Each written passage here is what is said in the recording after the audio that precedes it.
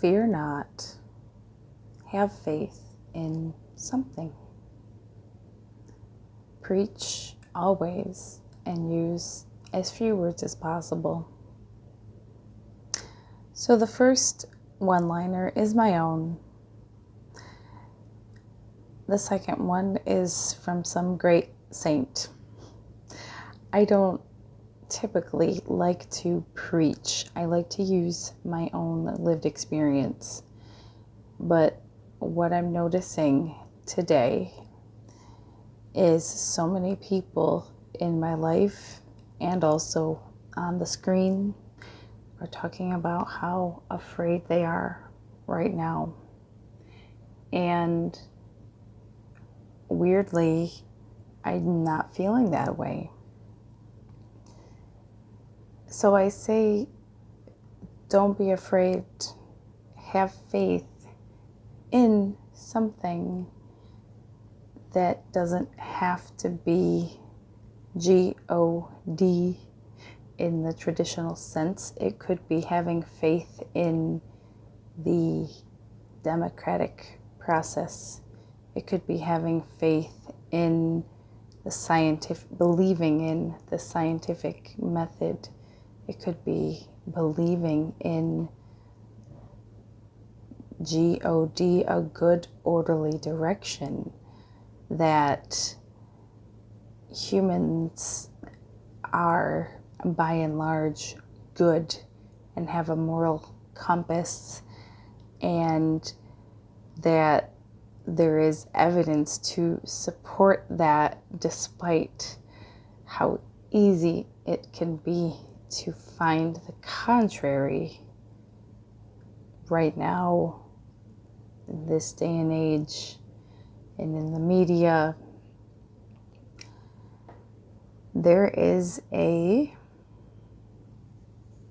to use a potentially loaded term, somewhat silent majority of people going about their day-to-day lives for whom it is logical to be driven by a moral compass of not doing harm to others, of caring about others, of caring about the greater good, because we are, as people, we are not meant to live alone or pitted against one another. That's not how we've gotten this far. And so those are some of the things that I believe, and maybe that's why I'm not afraid right now. Of course, I don't have a crystal ball. And I know that a lot of the fear and discomfort comes from not knowing. And I think this is the journey of a lifetime, the great spiritual journey, the human condition, that is how difficult it is for us to handle uncertainty. And yet, that is the only certain thing in life. Change, which is so hard. I would be the first one to say how difficult, how many difficulties I've had in my life dealing with change and the unknown and uncertainty. Just racking my brain into worry and what ifs and over planning and overthinking.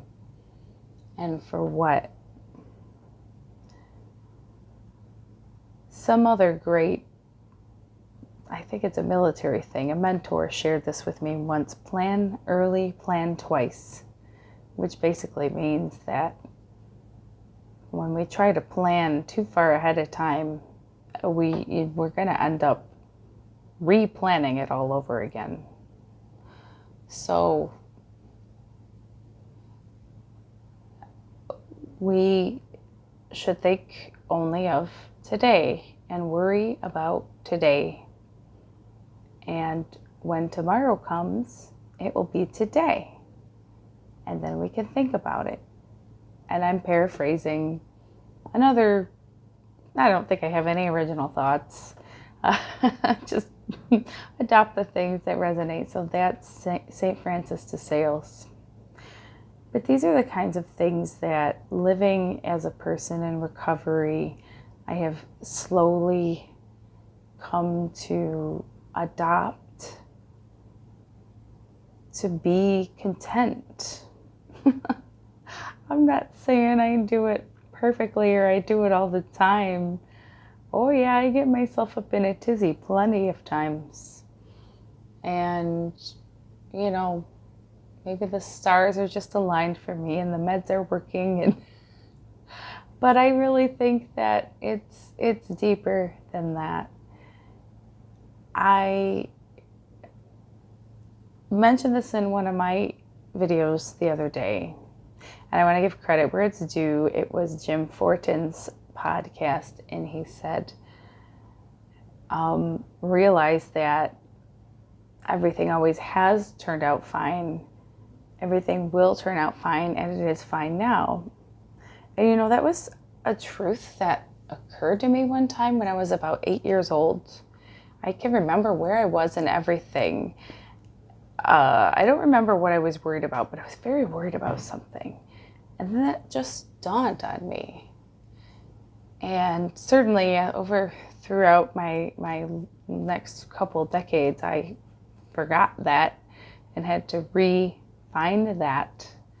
And that's not meant to be a so-called spiritual bypass, like to minimize some shit that people have gone through that is like awful. I've been through some awful shit too, and I'm here, and I am fine. And if I don't feel fine, then maybe I need to ask myself why. So my faith carries me through. Sometimes I use the word God just because it's like shorthand. But for me, it's like just an energy that is beyond any form of words anyway. So it doesn't matter what I call it. Yahweh, Shiva, Allah, Spirit, Source, the 0 point field, whatever. Anyway. The journey of a lifetime for me is embracing uncertainty as part of the richness of life, which is another phrase that I gathered from another community source of recovery, highly based in Buddhism. So if this video was helpful to you, remember to give it a thumbs up. Share it with anybody that you also think might be able to, benefit from hearing this. And also, again, I don't usually like to preach, but this is just kind of what I'm inspired to. Like, this is what I'm doing. And I feel peaceful when a lot of people around me are feeling very anxious and afraid. So that's that thing there. Now, that doesn't mean that we sit back and do nothing. It just means that we trust that the right actions will come to us at the right time. And so I guess I will wrap this up by saying, outside of the fact that I'm going to go to sleep, because I'm no expert on time, but time makes a delicious tea. It really does. Reminds me of Provence. Outside of that, you know what I did this evening?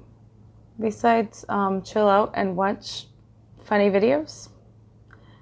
I cut my toenails. I'm sorry if that's TMI, but you know what? It was overdue. And like, there's something very practical that I could do.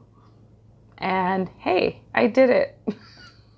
Now I have nice, soft, rounded toes again. It's the little things. It really is. When there is so much that is outside of our immediate control, it's the little things. What is one small thing that you could do for yourself right now? If you want some accountability, post it in the comments below. I already told you what I did. Okay, as always, be well. Take care of yourselves and each other. Remember, we do what we can and we let go of the rest. And we believe in something. Bye.